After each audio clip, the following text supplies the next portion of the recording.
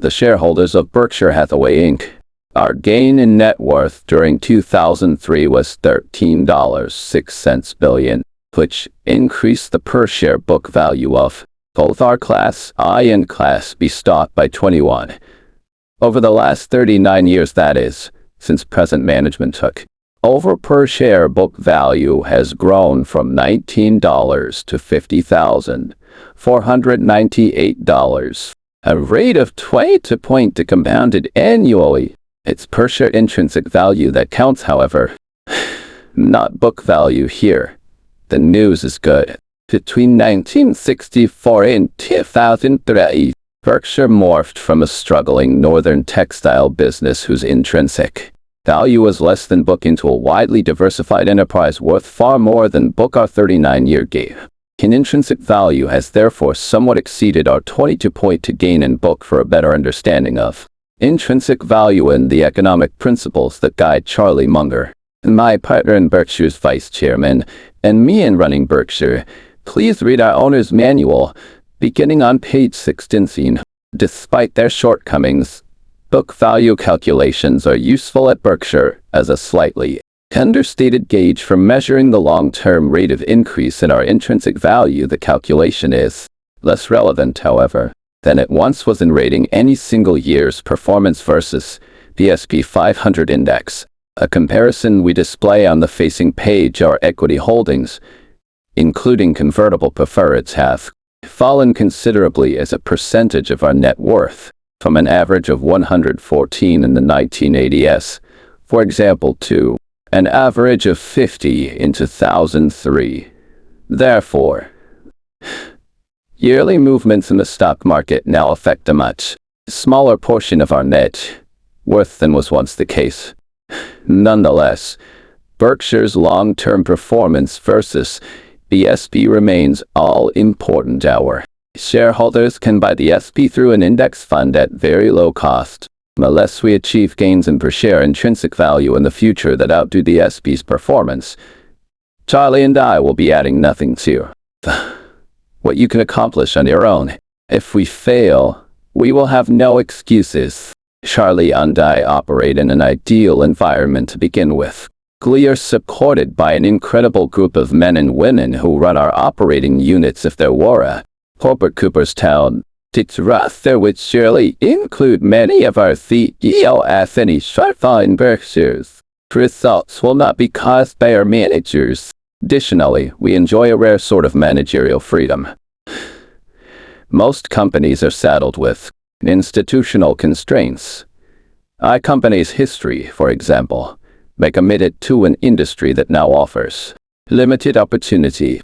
A more common problem is a shareholder constituency that pressures its manager to advance to Wall Street's too many CEOs resist, but others give in and adopt operating and capital allocation policies far different from those they would choose if left to themselves. At Berkshire, neither history nor the demands of owners impede intelligent decision-making. When Charlie and I make mistakes, they are in tennis parlance for starers. All figures used in this report apply to Berkshire's A shares, the successor to the only stock that the company had outstanding before 1996. The B shares have an economic interest equal to a neferty THF. The A, 30 for operating earnings. When valuations are similar, we strongly prefer owning businesses to owning stocks. During most of our years of operation, however, stocks were much the cheaper choice. We therefore sharply tilted our asset allocation in those years toward equities, as illustrated by the percentages cited earlier. In recent years, however, we found it hard to find significantly undervalued stocks, a difficulty greatly accentuated by the mushrooming of the funds we must deploy today. The number of stocks that can be purchased in large enough quantities to move the performance needle at Berkshire is a small fraction of the number that existed a decade ago. Investment managers often profit far more from piling up assets and from handling those assets well. So, when one tells you that increased funds will hurt his investment performance, step back. His nose is about to grow. The shortage of attractively priced stocks in which we can put large sums doesn't bother us. providing we can find companies to purchase that, one, have favorable and enduring economic characteristics, two, are run by talented and honest managers, and three, are available at a sensible price. We have purchased a number of such businesses in recent years, though not enough to fully employ the gusher of cash that has come our way in buying businesses.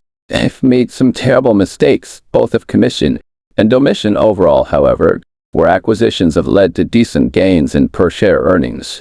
Below is a table that quantifies that point, but first we need to warn you that growth rate presentations can be significantly distorted by a calculated selection of either initial or terminal dates. For example, if earnings are tiny in a beginning year, a long-term performance that was only mediocre can be made to appear sensational. That kind of distortion can come about because the company at issue was minuscule in the base year, which means that only a handful of insiders actually benefited from the touted performance, or because a larger company was then operating at just above break even. Picking a terminal year as particularly buoyant will also favorably bias the calculation of growth. But Berkshire Hathaway, the present management assumed control of in 1965, had long been sizable, but in 1964 it earned only $175,500 dollars, or 15 cents per share.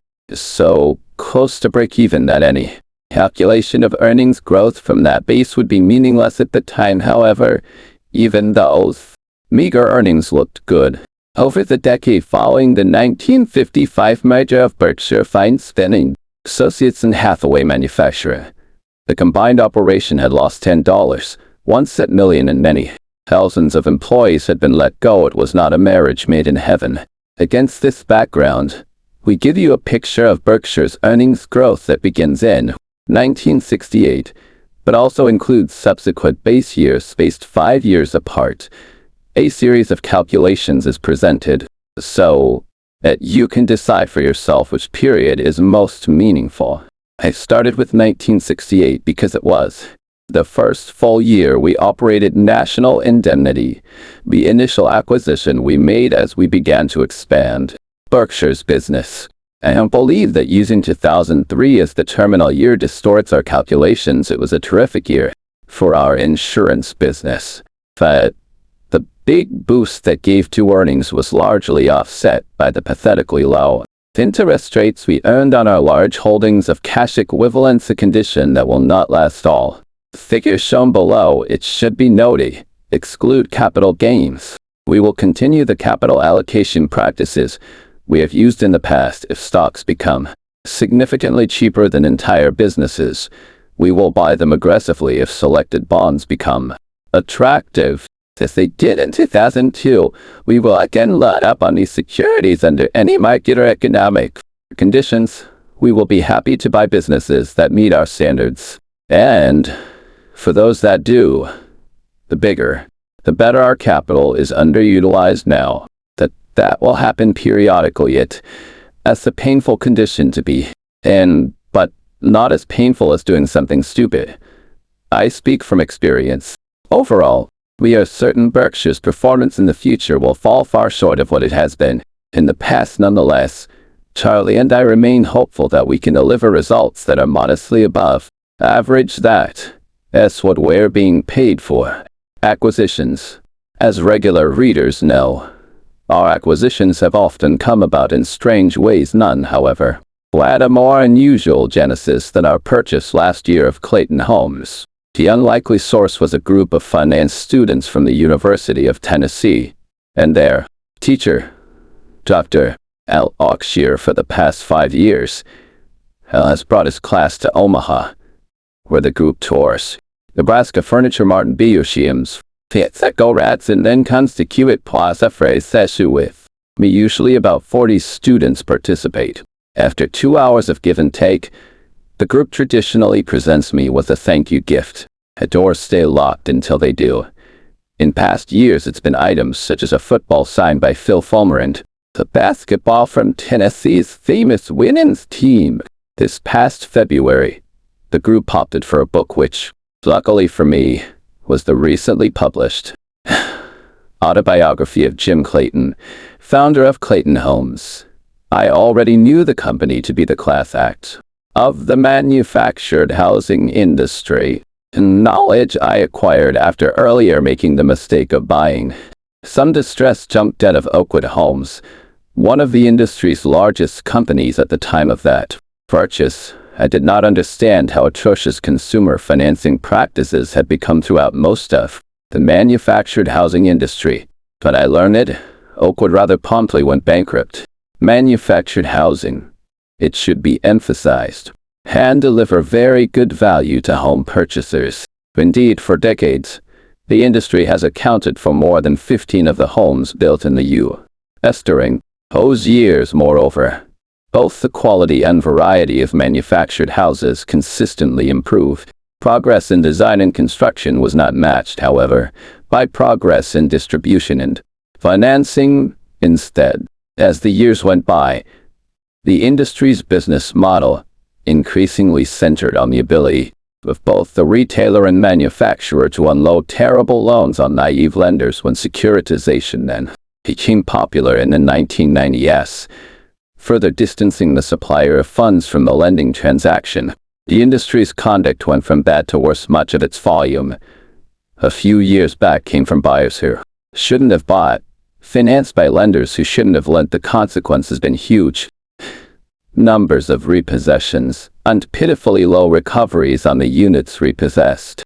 Oakwood participated fully in the insanity, but Clayton, though it could not avoid itself from industry practices, behaved considerably better than its major competitors. Upon receiving Jim Clayton's book, I told the students how much I admired his record, and they took that message back to Knoxville, bought the University of Tennessee and Clayton Homes out, and suggested that I call Kevin Clayton, Jim's son and the CEO, to express my views directly. As I talked with Kevin, it became clear that he was both able and a straight shooter. Soon thereafter, I made an offer for the business based solely on Jim's book. My evaluation of Kevin, the public financials of Clayton, and what I had learned from the Oakwood experience. Clayton's board was receptive, since it understood that the large-scale financing Clayton would need in the future might be hard to get. Lenders had fled the industry, and securitization, when possible at all, carry far 5 more expensive and restrictive terms than was previously the case. This tightening was particularly serious for Clayton, whose earnings significantly depended on securitization. Today, the manufactured housing industry remains awash in problems. Delinquencies continue. High repossessed units still abound, and the number of retailers has been halved. A different business model is required.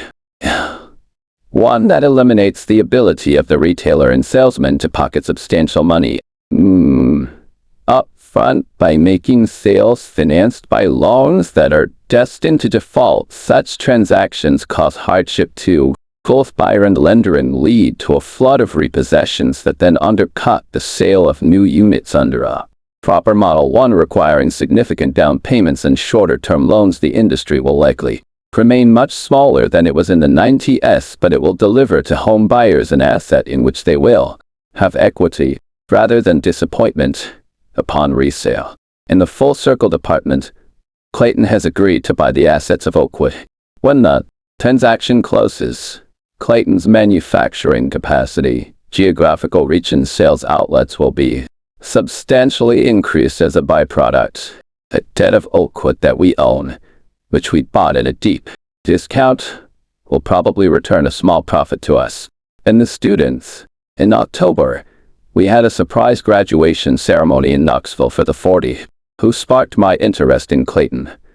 I donned a mortarboard and presented each student with both a PhD for phenomenal, hard-working dealmaker from Berkshire, and to be sure, I'll got an A share if you meet some of the new Tennessee shareholders at our annual meeting.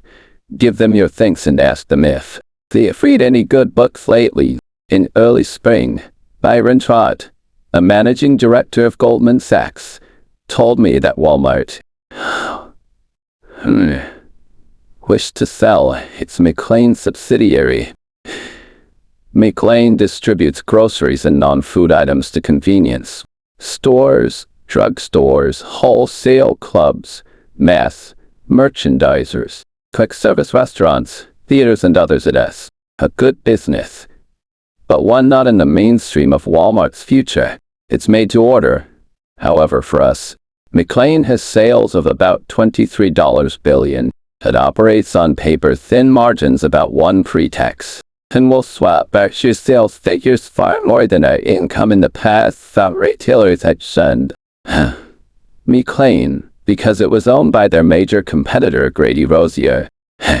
McLean's superb CEO has already landed some of these accounts. He was in fuss right the day the deal closed, and more will come. For several years, I have given my vote to Walmart in the balloting for Fortune magazine's most admired lists.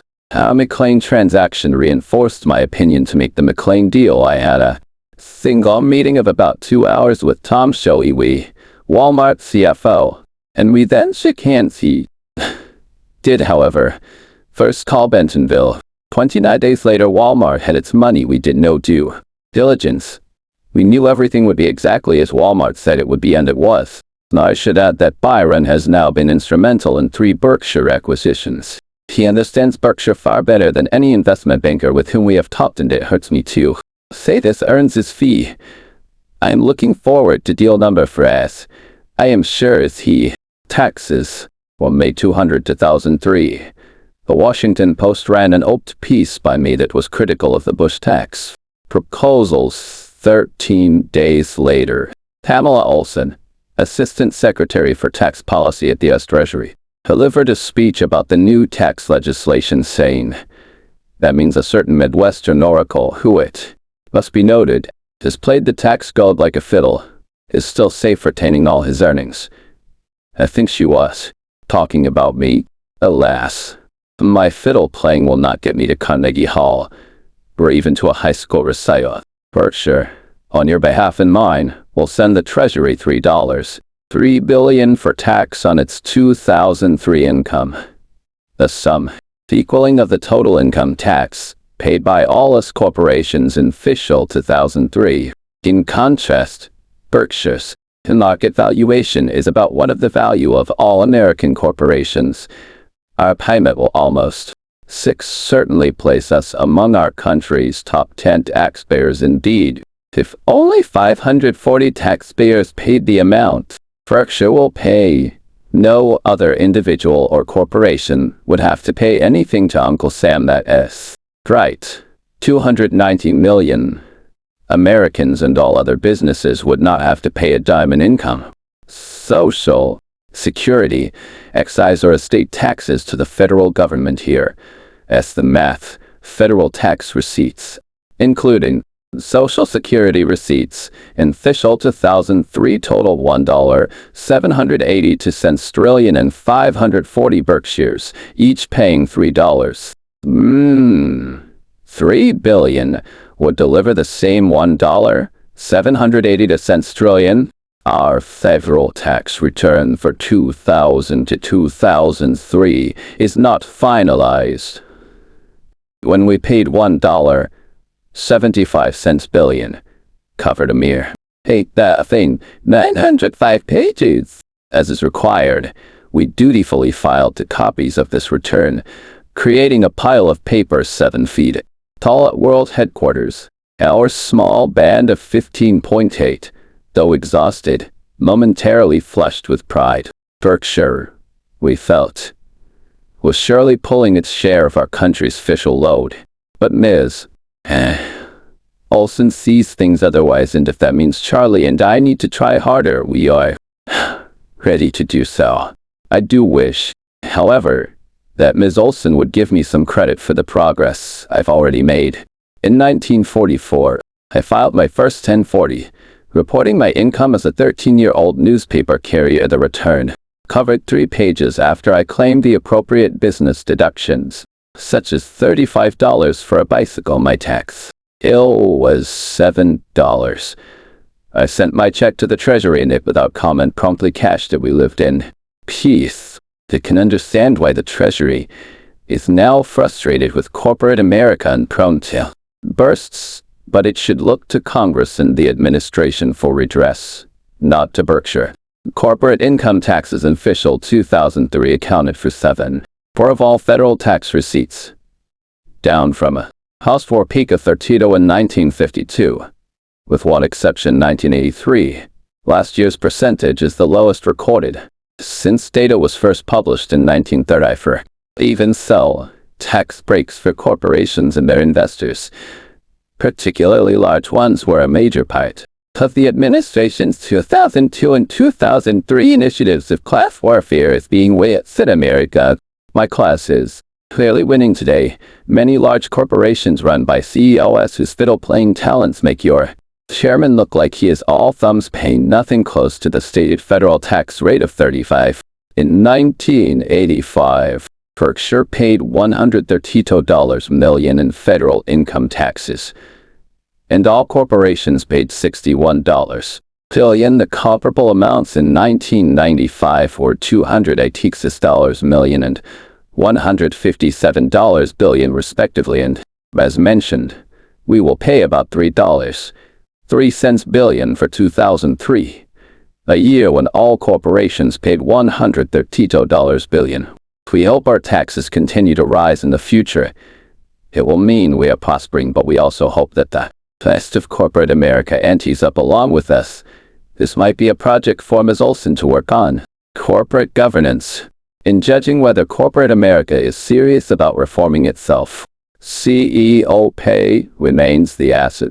Tests to date, the results aren't encouraging. A few CEOs, such as Jeff Immelt of General Electric, have led the way in initiating programs that are fair to managers and shareholders alike generally. However, his example has been more admired than followed. It's understandable how pay got out of hand when management hires employees or when companies bargain with a vendor. The intensity of interest is equal on both sides of the table. One party's gain is the other party's loss, and the money involved has real meaning to both. The result is an honest-to-God negotiation. When CEOs or their representatives have met with compensation committees, too often one side, the CEOs, has cared far more than the other about what bargain is struck. A CEO, for example, will always regard the difference between receiving options for 100,000 shares or for 500,000 as monumental to a comp committee. However, the difference may seem unimportant, particularly if, as 7 has been the case at most companies, neither grant will have any effect on reported earnings. Under these conditions, the negotiation often has a play money quality. Overreaching by CEOs greatly accelerated in the 1990s as compensation packages gained by the most of various is a title for which there was vigorous competition were promptly replicated elsewhere. The couriers for this epidemic of greed were usually consultants and human relations departments, which had no trouble perceiving who buttered their bread. As one compensation consultant commented, there are two classes of clients you don't want to offend: actual and potential. In proposals for reforming this malfunctioning system, the cry has been for independent directors, but the question of what truly motivates independence has largely been neglected. In last year's report, I took a look at how independent directors, as defined by statute, had performed in the mutual fund field. The Investment Company Act of 1940 mandated such directors, and that means we've had an extended test of what statutory standards produce in our examination last year. We looked at the record of fund directors in respect to the two key tasks board members should perform, whether at a mutual fund business or any other. These two all-important functions are, first, to obtain or retain an able and honest manager, and then to compensate that manager fairly. Our survey was not encouraging. Year after year, at literally thousands of funds, directors had routinely rehired the incumbent management company. However pathetic its performance had been, just as routinely, the directors had mindlessly approved fees that in many cases far exceeded those that could have, and negotiated then, when a management company was sold invariably at a huge price relative to tangible assets. The directors experienced a counter-revelation and immediately signed on with the new manager and accepted its fee schedule. In effect, the directors decided that whoever would pay the most for the old management company was the party that should manage the shareholders' money in the future. Despite the lapdog behavior of independent fund directors, we did not conclude that they are bad people. They're not, but sadly, boardroom atmosphere almost invariably sedates their fiduciary genes. On May 22, 2003, not long after Berkshire's report appeared, the chairman of the investment company instituted addressed its membership about the state of our industry, responding to those who have weighed in about our perceived failings. He mused, "It makes me wonder what life would be like if we'd actually done something wrong. Be careful what you wish for." Within a few months, the world began to learn that many fund management companies had followed policies that hurt the owners of the funds they managed, while simultaneously boosting the fees of the managers prior to their transgressions. It should be noted, these management companies were earning profit margins and returns on tangible equity that were the envy of corporate America, yet to swell profits further, they trampled on the interests of fund shareholders in an appalling manner. So, what are the directors of these looted funds doing? As I write this, I have seen none that have terminated the contract of the offending management company, though naturally that entity has often fired some of its employees. Can you imagine directors who had been personally defrauded taking such a boys will be boys attitude? To top it all off, at least one miscreant management company has put itself up for sale, undoubtedly hoping to receive a huge sum for delivering the mutual funds it has managed to the highest bidder among other managers. This is a travesty. Why in the world don't the directors of those funds simply select whomever they think is best among the bidding organizations and sign up with that party directly? The winner would consequently be spared a huge payoff to the former manager who, having flouted the principles of stewardship, deserves not a dime, not having to bear that acquisition cost. The winner could surely manage the funds in question for a far lower ongoing fee than would otherwise have been the case. Any truly independent director should insist on this approach to obtaining a new manager. Hey, the reality is that neither the decades-old rules regulating investment company directors nor the new rules bearing down on corporate America foster the election of truly independent directors in both instances. An individual who is receiving 100 of his income from director fees and who may wish to enhance his income through election to other boards is deemed independent. That is nonsense. The same rules say that Berkshire director and lawyer Ron Olson, who receives from us perhaps 3 of his very large income, does not qualify as independent because that 3 comes from legal fees Berkshire pays his firm, rather than from fees he earns as a Berkshire director. Rest assured, 3 from any source would not torpedo Ron's independence, but getting 20, 30 or 50 of their income from director fees might well temper the independence of many individuals, particularly if their overall income is not large. Indeed, I think it's clear that at mutual funds, it has. Let me make a small suggestion to independent mutual fund directors. Why not simply affirm in each annual report that one we have looked at other management companies and believe the one we have attained for the upcoming year is among the better operations in the field, and we have negotiated the fee with our managers comparable to what other clients with equivalent funds would negotiate. It does not feel unreasonable for shareholders to expect fund directors who are often receiving fees that exceed $100 annually to declare themselves on these points. Certainly these directors would satisfy themselves on both matters were they handing over a large chunk of their own money to the manager. If directors are unwilling to make these 2 declarations, shareholders should heed the maxim: if you don't know whose side someone is on, he's probably not on yours. Finally, a disclaimer.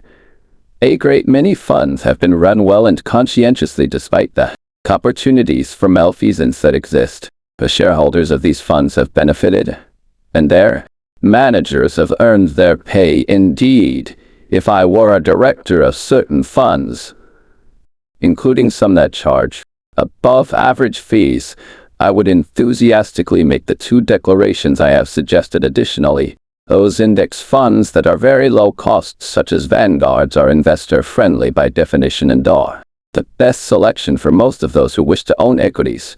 I'm on my soapbox now only because the blatant wrongdoing that has occurred has betrayed the trust of so many millions of shareholders. Hundreds of industry insiders had to know all this going on.